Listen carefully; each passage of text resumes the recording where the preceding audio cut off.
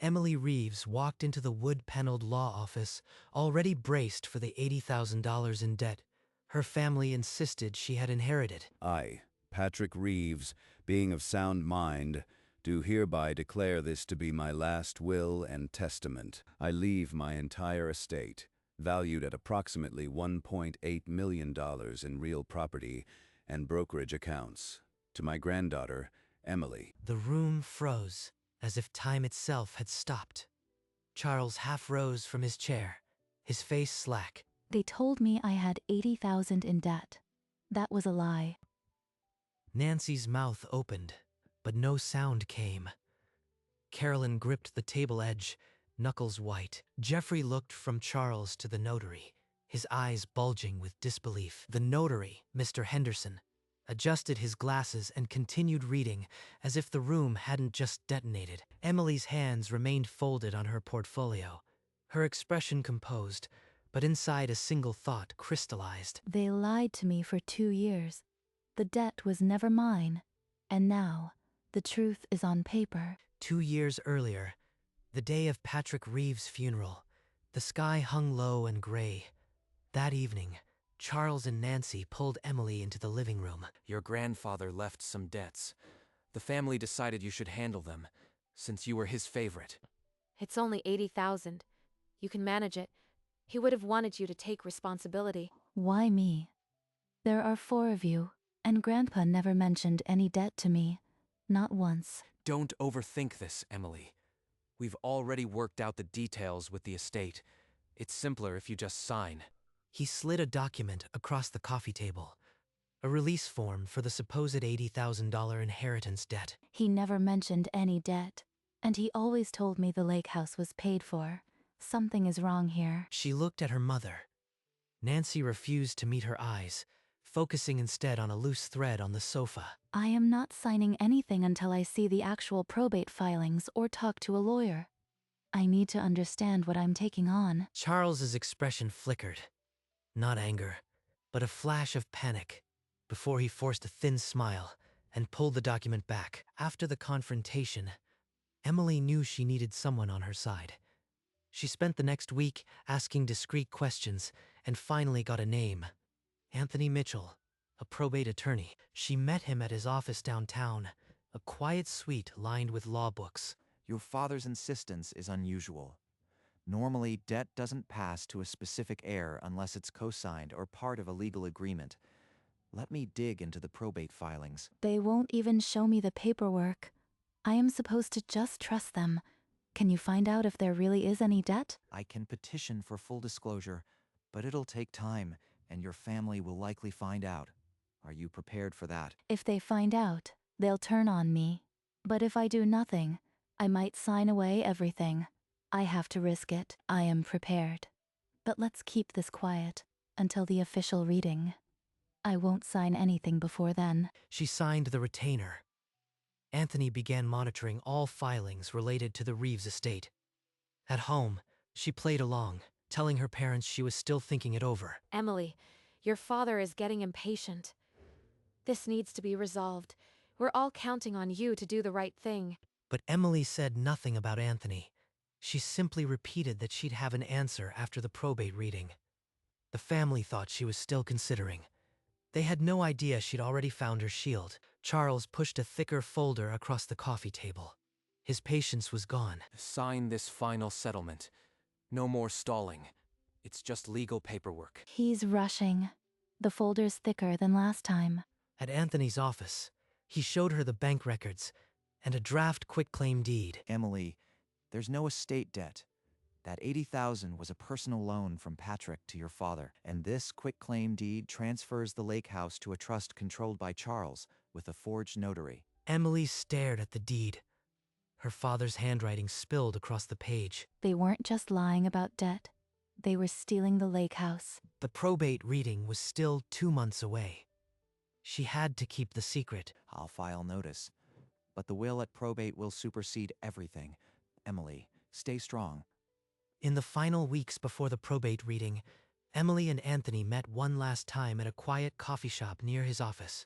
We walk in, let the notary read. Once it's public, the pressure shifts to your family. My father will fight.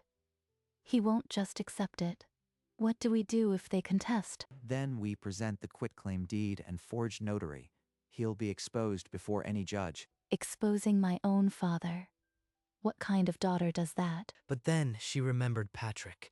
He had seen this coming years before and trusted only her. He left me everything because he knew they'd tear it apart. I can't let him down. The reading was 3 days away when Charles called for the 4th time. She silenced the phone and stared at the city lights. He has no idea what's waiting for him in that office.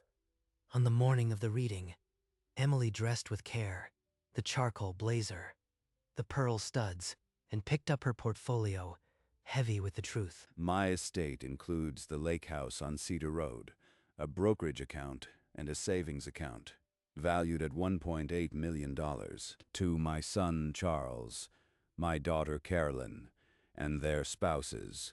I leave $1,000 each. No further claim. Charles shot to his feet so fast his chair toppled backward. This is a lie. He was coerced. There's no way he'd leave us with $1,000 each. You turned him against us, Emily. I know you whispered lies in his ear. I never said a word to him about the will. He made his choice years ago. Carolyn shrieked at the notary while Jeffrey slammed his fist on the table, demanding to see the original document. The will was witnessed and notarized. It is legally binding. Please, sit down, or I will have to adjourn. Emily remained silent, her hands steady on the portfolio. The notary continued to the final pages, ignoring the outburst. And then, the notary read a clause that silenced the room, a no-contest provision that would cost them even their $1,000. Any beneficiary who contests this will in a court of law shall forfeit their bequest entirely. It reverts to the estate. The room exploded. Jeffrey's fist slammed down. Carolyn's voice rose to a screech, and Charles just stared, hollow-eyed. We'll fight this. He was manipulated. The $1,000 means nothing. I will contest, and I will win. Then you'll lose that too. Patrick made his choice clear. The probate reading is concluded.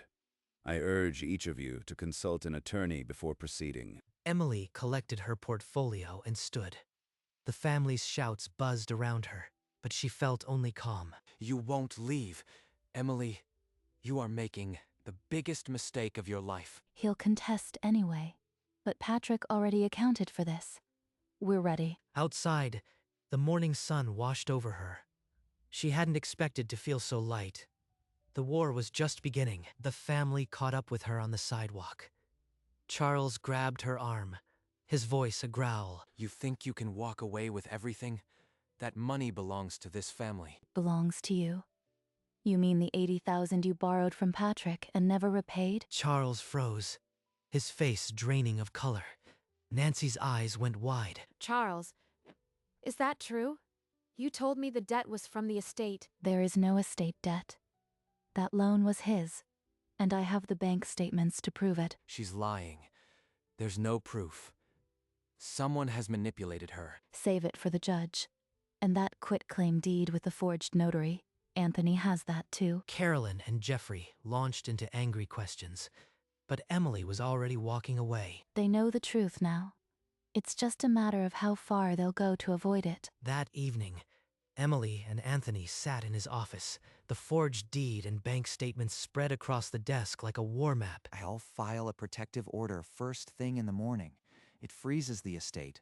Charles won't be able to touch a single asset. And if he contests anyway? The no contest clause is clear, but he said $1,000 means nothing. Then we present the quitclaim deed and the forged notary. He'll lose more than his bequest. He'll lose everything. Emily signed the affidavit supporting the protective order. Her hand was steady, but her heart felt like a stone. The next 3 days were a countdown. Charles hired a bulldog attorney, who immediately notified the court of intent to contest. Emily's phone buzzed. A message from Anthony. Contest filed. We're locked in. See you at the office. He actually did it. He'd rather gamble on a lie than face the truth. She picked up the faded photograph of Patrick and read aloud from a letter he'd left with the will.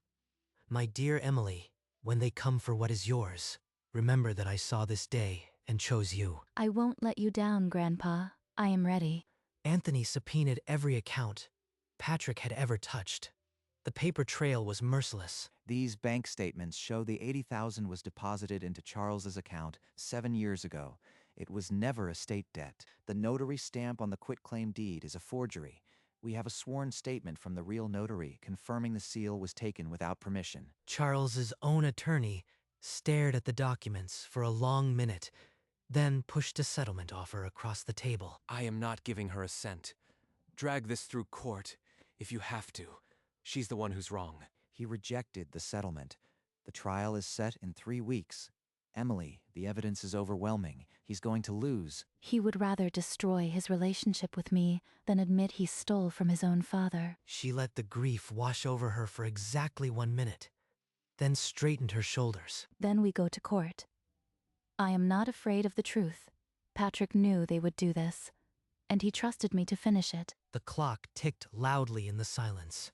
The trial was 3 weeks away, but for Emily, the waiting was the hardest part. 3 weeks after the protective order, the depositions began in a sterile conference room. Each family member called in alone. The 80,000 was a gift. Patrick wanted me to have it. There was never any loan. Nancy was called next. She avoided Emily's gaze as she sat down, her hands trembling slightly. He told me it was inheritance debt. I didn't know about any personal loan. Jeffrey is the one who wanted the lake house sold. He said Emily would never find out. That's a lie. Carolyn found the notary stamp. She said it was just a formality. None of that matters. The will was made under undue influence. Emily poisoned Patrick against us. I have the bank records showing the deposit and the forged deed with a fake notary stamp. This is not about influence. It's about fraud. The judge examined the documents, then declared the depositions complete and ordered mediation to avoid trial. Mediation won't fix this. They've already shown they'll lie under oath, but at least the evidence is in the open. The mediation convened in a small, windowless room at the courthouse. Both sides sat across from each other, the air thick with unsaid accusations. I want half the estate, Emily. It's what Patrick should have left me. You can keep the lake house, but the money belongs to this family. Half of an estate you tried to steal. You forged a deed, lied about debt, and now you want a share? You are a fraud. Nancy looked away. Carolyn glared, and Jeffrey sat stone-faced. The mediator cleared her throat. I am not a fraud. I am his son. You've been brainwashed by that lawyer. There's no principle left when you lie under oath. I won't negotiate with people who try to destroy me. Carolyn started shouting at Jeffrey, and Nancy began to sob. The mediator attempted to restore order, but the room had fractured. After 2 hours, the mediator declared an impasse. The case would proceed to trial. The family's final attempt at cover-up had failed. That's it, then. We're done. I have no family left but Patrick's memory. She gathered her papers and walked out without looking back. The trial date was set for 6 weeks later, but the emotional break was immediate and final. The night before trial, Emily drove alone to the cemetery, knelt at Patrick's grave, and placed her hand on the cold stone. I miss you every day, but I am not giving up. Not after everything you did. I'll protect the lake house, I promise. A light rain began to fall, but she stayed until the cold seeped through her coat, feeling him near. Later, she found Anthony in his office, reviewing the evidence one last time. The notary stamps are forged. The bank records are clear. We have the truth. I am not afraid anymore. They already took my family. They can't take my inheritance. They'll try, but they'll fail. The judge will rule in our favor. Tomorrow, it ends. She went home and slept, dreaming of the lake house at sunrise. Trial day 1. The courtroom was packed, the air thick with anticipation. The family sat rigid, faces unreadable. The evidence will show a deliberate scheme, a forged quitclaim deed, a fake notary stamp, and a fabricated $80,000 inheritance debt. Charles's attorney tried to dismiss it as a family misunderstanding over a will. The 80,000 was a gift from my father. He loved me. There was never any loan. He's still lying, even under oath. Your Honor, this is a sworn statement from the real notary. The stamp on the deed does not match any official seal registered in this county. I never notarized any quitclaim deed for Charles Reeves. My seal was used without my knowledge. The courtroom erupted in muffled gasps. Charles's face went pale. Emily's hands remained steady on the table. The evidence was doing all the talking. One day down. They know the walls are closing in. Trial day 2. Charles was called to the stand, but his confidence had vanished. Mr. Reeves, the bank statement shows exactly $80,000 deposited into your account, dated the day after your father's withdrawal. How do you explain that? I don't recall that. It must have been a gift. Anthony then displayed the quitclaim deed with the forged notary stamp. Charles's attorney shot up, objecting, but the judge overruled. This is a sworn statement from the real notary. Your seal, your knowledge. Nancy began to weep quietly in the gallery, her composure cracking. The judge leaned forward and reprimanded Charles for evasive answers, warning him to tell the truth. He's cornered. They can all see it now. The family's case was unraveling thread by thread. Charles slumped, his lies exposed. The courtroom waited for the final act. The trial moved to closing arguments. Anthony rose, his voice ringing through the silent room. The evidence is clear. Forgery, fraud, and a fabricated debt. Charles Reeves tried to steal his own daughter's inheritance. Charles's lawyer offered a weak defense, mostly about family loyalty and a loving father. But even she could not explain the forged notary stamp or the secret bank transfer. They have nothing left. Just pleas for pity.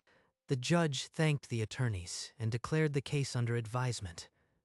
A verdict would be announced in 2 days. Emily walked out with Anthony, the weight of the weight settling over her. 2 days. We've done everything. Now we trust the evidence. 2 days. And then it's finally over. The clock in the hallway seemed to tick louder as they walked toward the exit. Verdict day. The courtroom was packed, the air so thick with tension it felt unbreathable. The judge entered, and everyone rose. 100 eyes fixed on the bench. The judge read aloud, "This court finds the last will and testament of Patrick Reeves is valid. The contest is dismissed with prejudice. The no contest clause is enforced. All contestants forfeit their $1,000 bequests. This court finds Charles Reeves committed fraud. The respondents are ordered to pay the plaintiff's legal fees." Charles's face drained of color. Nancy stifled a sob, her hand trembling at her mouth. Carolyn turned on Jeffrey, her face contorted. He just stared ahead, defeated. Emily remained still, her hands folded on the table. A single, quiet breath escaped her. It's over. He kept his promise. The gavel struck once more. Court was adjourned. The family sat frozen as Emily rose. As Emily stood, the courtroom erupted. Carolyn rounded on Jeffrey, her voice a ragged shriek. This is your fault. You swore the notary stamp would pass without question. You found the stamp. Don't pin this on me. We all agreed. Nancy slumped forward, sobbing into her hands. The sound was raw, animal. Charles remained frozen, staring at the judge's empty bench, as if he were still waiting for a different outcome. Emily turned away from the chaos, facing Anthony with a quiet, steady smile. Thank you for believing me when no one else would. You did the hard part. Go claim your inheritance. She stepped out the courthouse doors and into the bright afternoon sun. The weight of 2 years began to lift. It's really over. Patrick, I kept my promise. The afternoon sun glinted off Cedar Lake as Emily pulled into the gravel drive of the lake house. She sat for a moment, taking it in. The key felt cool in her palm. She unlocked the door and stepped across the threshold as its owner. Inside, she ran her fingers over the familiar kitchen table Patrick had built, the shelves organized by color. In the desk drawer, she found a thick envelope, her name written in his hand. She slid out the single page, the ink slightly smudged as if he'd been in a hurry. My dear Emily, I knew about the 80,000 and their plan to sell. I changed my will to protect you. Take care of the lake house. I love you. He saw everything, and he chose me to carry on. She pressed the letter to her chest, and for the first time since his death, she let the tears come. After a long moment, she placed the letter on the mantel, next to his photograph. I won't let you down. Not ever. The next morning, Emily sat at the kitchen table with a neat stack of paperwork, the estate now settled. Among the documents, she found Anthony's final invoice. She wrote a check, tore it out, and clipped it to the statement. Paid in full. That word feels heavier than the check ever did. It means it's really mine. She carried Patrick's photograph through the house, her footsteps echoing in the quiet rooms. She hung it above the mantel, adjusting the frame until it was perfectly level. The space felt complete. Then she wandered, tracing the bookshelves organized by color, the worn armchair where he read. On the porch, she settled into his old rocking chair and watched the sun sink behind the pines. This is what he wanted. Not just a house, but a sanctuary. And it's mine to protect. Outside, her car sat in the driveway, a symbol of her independence. The old battle was over. I'm home. The first light of dawn crept over Cedar Lake, pale gold seeping through the pines. Emily walked barefoot down the wooden dock, the planks cool and familiar beneath her feet. She stopped at the edge and sat down, dangling her feet over the glassy water. Mist rose from the lake as the sun breached the tree line, painting the ripples in shades of rose and amber. He used to say the lake was never the same twice. Today, it feels like a new beginning. A heron lifted from the shallows and disappeared into the gold. The only sound was the gentle lap of water. I kept my promise, Grandpa. The lake house is safe. I am safe. The sun climbed higher, warming her skin. She let the light wash over her, and for the first time in years, she felt whole. She stayed until the mist burned off, and the lake turned its familiar blue. No rush, no fear, just the quiet certainty of belonging. The sun fully risen now. Emily stood on the dock and looked back at the lake house, nestled among the pines. Thank you for everything. A gentle breeze lifted her hair as she smiled, a smile of final peace, untethered from the battles behind her. The camera slowly pulls back, leaving her silhouette against the shimmering water, the dock creaking softly in the silence. The lake house came into view, its wraparound porch glowing amber in the morning light. A sanctuary, one. A heron soared across the frame, its wings spread wide, a quiet symbol of the freedom she had fought to protect. The image holds the house, the lake, the trees, until the edges begin to soften, as if the world itself is exhaling. This was the peace Patrick had envisioned, a quiet testament to a love that outlasted greed and deceit. The screen fades to black, but the warmth of that sunrise lingers, like an echo of something unbreakable. Soft music swells, a simple piano melody. A title card reads, "In memory of Patrick Reeves, who saw the future and chose love."